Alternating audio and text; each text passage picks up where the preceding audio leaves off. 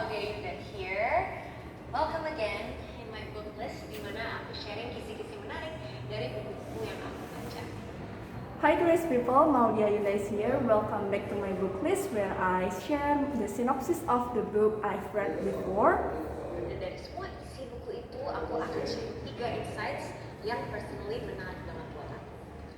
And from those books, I will share 3 insights that personally interest me. Hari ini kita akan membedah buku The Originals by Adam Grant. Adam. And today, we're gonna unleash the book titled The Original by Adam Grant. Grant adalah seorang psikolog dari Inggris Amerika yang saat ini menjadi profesor di Wharton School of Intepreting, and he specializes in organizational psychology. And also Adam Grant is a psycholog and American writer that now become a professor in Wharton School of the University of Pennsylvania. So super cool person. Dan di buku ini dia menggunakan banyak kisah-kisah nyata atau contoh-contoh gitu yang menjelaskan kenapa sih successful innovators or originals bisa berhasil ataupun gagal. So super cool person, and in this book he used a lot of research and also example on how a successful innovator can be either success or fail. And I learned so much from this book. I learned how to think originally. Aku belajar secara meningkatkan potensi aku sebagai a successful innovator. And I learned lots from this book, starting from how to think originally and also becoming how to increase my potential on being a successful innovator. Insight pertama, procrastination is not a bad thing. The first insight is procrastination is not a bad thing. Menunda itu belum tentu buruk ternyata. Dan ini tuh sebenarnya lumayan mengagetkan ya, karena kan kita sering banget dikasih tahu kalau menunda itu, oh jangan deh, it's such a bad thing. It turns out that postponing something is not really bad, and this is so shocking because we often told by many people that we cannot postpone something.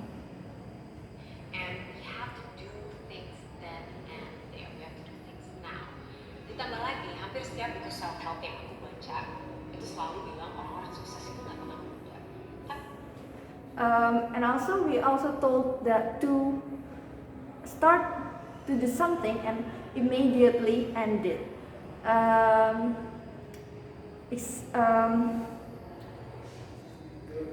Okay, skip. Tapi ternyata di buku ini ada banyak momen-momen jenius yang berasal dari penundaan.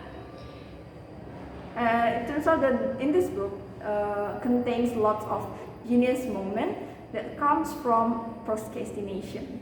So for example, kata-kata I have a dream karya Martin Luther King itu sebenarnya hasil improvisasi. For example, a quote from Martin Luther King, I have a dream, actually it is a result from him postponing something or procrastination. Dan alasan kenapa sih bisa improvisasi itu ternyata karena Martin Luther King was not that ready, baru mulai nulis pidatonya malam sebelumnya. Dan karena itu justru Martin Luther King lebih terbuka. And why it is a result of procrastination is because Martin Luther King wrote his speech a day before the D-Day, so he do lots of improvisation in his speech. So, menurut Adam Grant, improvisasi itu menunjukkan bahwa penundaan kadang-kadang justru memberikan ruang bagi otak manusia untuk mengembangkan diri lain yang cemerlang.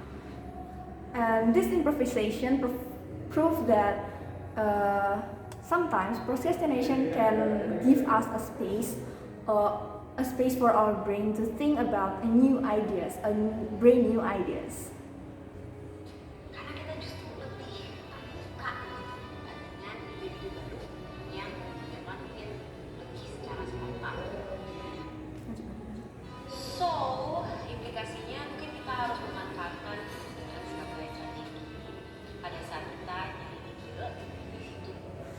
um, we and we should and we should we should what is that? What we should utilize this postponing agenda in order to give some space for our thought of receiving a new ideas. And the implication is that postponing can be used as a strategy to open our mind to another new things. Dengan tahap ya berjalan sambil membuka otak kita kepada ide. Another example adalah Leonardo da Vinci yang ternyata adalah sosok yang lumayan suka. Jadi lukisan Mona Lisa itu memerlukan waktu 16 tahun untuk akhirnya selesai. Dan in that another example is Leonardo da Vinci, who turns out to be a person who loves to do procrastination or postponing something.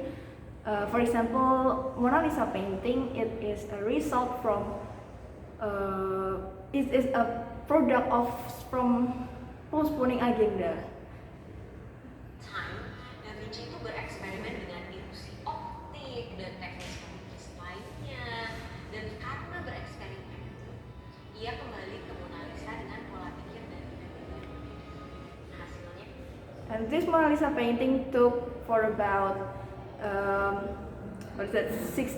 years, and during this time Leonardo da Vinci tried to do some experiments such as using optic illusion and also other painting techniques. And from this experiment, Leonardo da Vinci then come back to Mona Lisa. insight nomor 2 yang gak kalah mengagetkan, quantity of ideas is important. Jumlah itu penting. From that experiment, Leonardo da Vinci applied this experiment in his Mona Lisa, and we know that Mona Lisa is quite popular right now, right? Okay, and the second insight is quantity of ideas is important. Menurut Adam Grant, semakin banyak ide yang kita produksi, semakin besar kemungkinan untuk meningkatkan kualitas ide kita. According to Adam Grant, more ideas we produce give us more chance to improve our ideas. And that's interesting karena banyak banget orang yang bilang quality over quantity. Tapi menariknya dalam hal ide, kualitas dan kualitas itu semua punya hak. This is quite interesting because some people often say that quality over quantity. But in terms of ideas, it turns out that these two terms is both the same, and it's just has the same importance. Ini didukung oleh penelitian dari psikolog yang menemukan bahwa individu-individu yang agak kreatif atau inovatif umumnya nggak selalu menghasilkan ide yang lebih baik, tapi mereka menghasilkan lebih banyak ide daripada yang lain. This is supported with a research that found that those people who are considered as creative people did not produce a better products, but it is because they have lots of ideas and they can use that ideas to his product. So interesting, right? Karena mereka punya banyak sekali ide, maka kemungkinannya lebih tinggi untuk mereka mengembangkan ide-ide yang brilian. Because they have lots of things, lots of ideas, they can use those to create one specific things that is brilliant. Ada contoh nih dari Pablo Picasso. Picasso kan terkenal dengan beberapa karya seninya, tapi nggak banyak yang tahu kalau pembunuhnya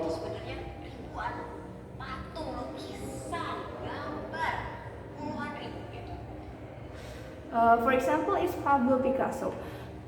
Many people know that Picasso produced a good artwork, but not many know that he has a thousand of portfolio such as sculpture, painting, drawing, and any other. Jadi banyaknya karya-karya Picasso itu akhirnya melahirkan beberapa ide-ide berkualitas yang mendorongnya ke kesuksesan. Berat? And from that portfolio, he used this portfolio to create his amazing artwork. Ini sebaiknya kita jangan hanya berfokus pada beberapa ide berkualitas saja. Malah kita harus menghasilkan ide sebanyak mungkin. Menurut And in this case, we cannot just focus on one good idea, but one good idea, and we should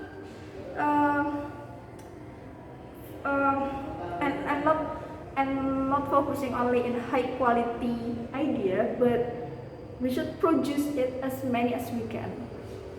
Andrea, kita harus memberi waktu bagi juga.